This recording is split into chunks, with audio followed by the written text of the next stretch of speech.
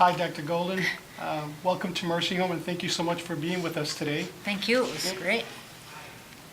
In 2005, you wrote a book titled War on the Family, Imprisoned Mothers and the Families They Leave Behind.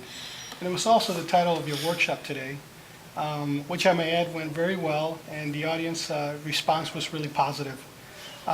Now, given your extensive experience and research in this area, help us understand why this issue of imprisoned mothers, why should it be important? Why is it important to us? And why is it important to society? You know, there's been a 400% increase in the incarceration of women, 80% of whom are mothers. And the crime of most of these women, and I don't say this metaphorically or lightly, is really that they were poor and were in crisis. I say that because 80% of them have committed, quote, nonviolent crimes, drug-related.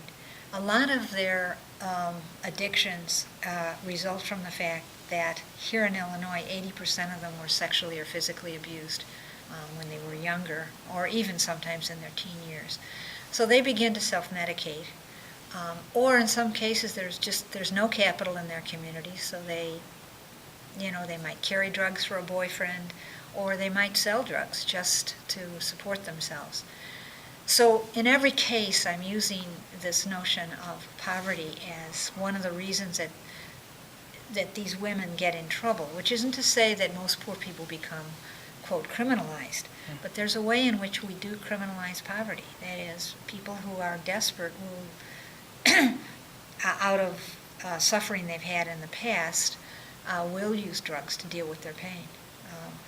So the scale is huge. I mean, we're talking about quadruple the number of women, and specifically mothers.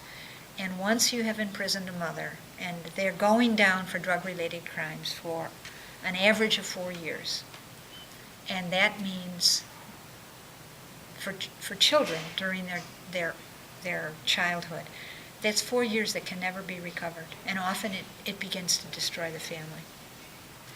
So that destruction of poor families, specifically families of color, I've tried to say there's a new book out called The New Jim Crow, and it's talking about the imprisonment of black people as a form of re-enslavement, literally. So much more could be said, but it seems to me that this is a hidden, insidious reality that few people know about. In fact, it stigmatizes a family and creates trauma in the mother and the child, and yet people blame these women who themselves were victimized, who now are imprisoned and punished, and then their children are punished. And so it's just this vicious cycle in which we allow whole segments of our population to become disposable.